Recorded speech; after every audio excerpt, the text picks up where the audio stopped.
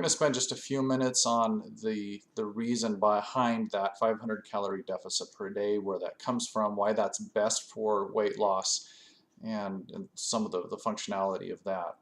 First of all, something that you need to know is the number 3,500. This is a little bit of a review from the other video, but 3,500 calories equals 1 pound of body weight. That could be a pound of fat, a pound of muscle. It doesn't really matter for this discussion. What we're looking at is trying to create an environment where you're going to lose 1 pound of weight per week, and that is 3,500 calories. Well, how do we get there? Well, you need a deficit of 3,500 calories below what your body needs to maintain its weight to lose that pound per week. Well, the easiest way to do that is to divide that 3,500 by 7 days in the week, and you have 500 calories per day of a deficit that you need to create in order to lose 1 pound per week. That's the science behind it. Now, there will be times in which you plateau. Maybe you're right on with your diet and exercise and you still don't lose weight, and that'll be in a further video, but and some strategies on how to overcome that. But generally speaking, all things being equal, which they rarely are, unfortunately, when it comes to our body and all of its complexity, but all things being equal, if you had exactly 500 calorie deficit per day, you would lose a pound of weight a week. Now, in a moment, we'll get to why I think that is a very important number to shoot for, that 1 pound per week, because you're probably thinking, I sure would like to lose a whole lot more than that every week, but we'll get to that in a moment. That 500 calorie deficit, as is discussed in stage 2 part A, can be achieved in a few different ways. Oftentimes people try to create a calorie deficit only by adjusting their diet, and that will promote weight loss, but I have my clients try to get that deficit with a combination of calorie reduction in their diet and increased activity through exercise and just through greater movement throughout the day. That does two main things. First of all, it means that you're not going to have to restrict your intake quite as much. So that takes the edge off of that dieting feeling. If you're used to eating a certain amount of food, to greatly restrict it is mentally and emotionally painful, and sometimes even physically uncomfortable. You'll feel hungry more. So if we can reduce your intake by not such a dramatic amount, it's a lot easier to handle mentally, emotionally, and physically. So just hypothetically speaking, let's say you started burning an extra 250 calories a day that you were not burning before, and you were doing that through increasing your overall activity throughout the day, standing more, walking more, taking the stairs instead of the elevator, parking further away in a parking lot, going into the store, and through actual specific type exercise. And that would actually be a pretty small amount. 250 calories a day is not too hard to reach by putting just more activity and getting some exercise in. But let's say you just averaged that increase per day, and then you consumed 250 less calories per day. Well, you would have a 500 calorie deficit from where you were before. There's something else that you're going to have to take into consideration here, though.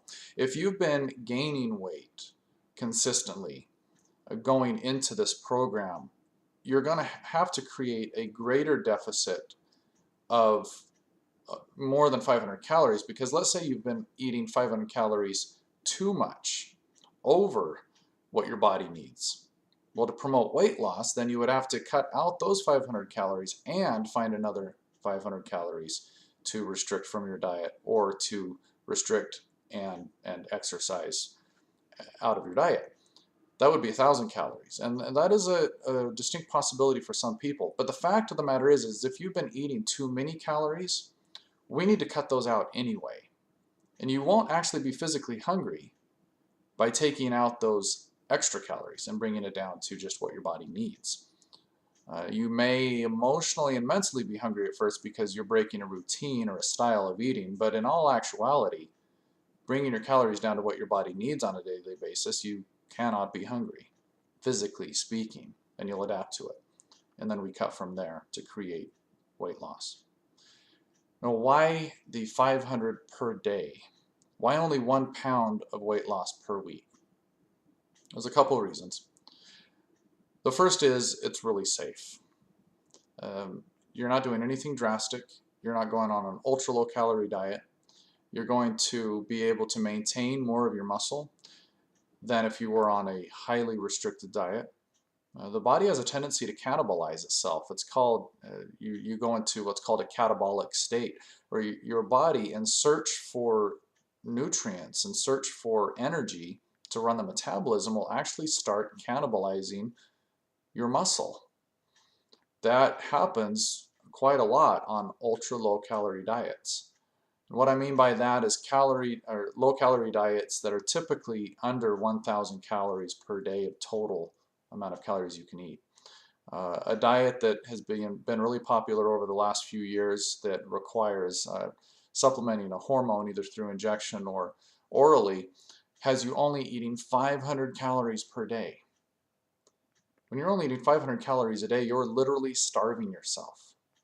And your body searches for energy to run its bodily functions. It'll use some fat, but when you are eating that few calories a day, it's also going to use your muscles. That's its easiest source of protein and amino acids, which it needs. So we're not going to do that. We're going to make sure that you are eating enough calories so that your body still has enough fuel to keep you moving, to keep you from being lethargic, to keep you feeling good. And that's just a healthier way to do this. The other issue is that we don't want there to be a whiplash effect, so that when you come off of this restriction, suddenly you're whiplashed back to a former lifestyle. If you lose a whole lot of weight in just a couple months, it has nothing to do with lifestyle change. It just has to do with a diet that has forced you into eating very few calories. But your mind hasn't changed. Your emotional makeup hasn't changed. The only thing that's changed is you weigh less. That's not what this program is about. The Care to Be Fit, Hate to Be Fat program is about changing your lifestyle so that when you hit your goal weight, you will stay there forever. You won't be yo-yoing up and down, up and down. You will have learned how to eat, learned how to exercise, learned how to have a well-rounded, healthy lifestyle. That takes time to implement.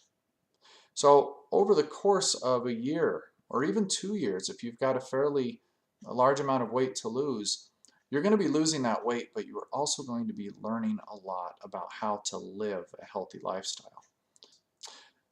So that's a bit more information on why that 500 calorie deficit is so important for weight loss. And of course, if you have any other questions about it, please feel free to get a hold of me, email, text, use Facebook, Twitter, whatever mode works best for you, and I'll answer any other questions that you have on this. Until next time, have a great week.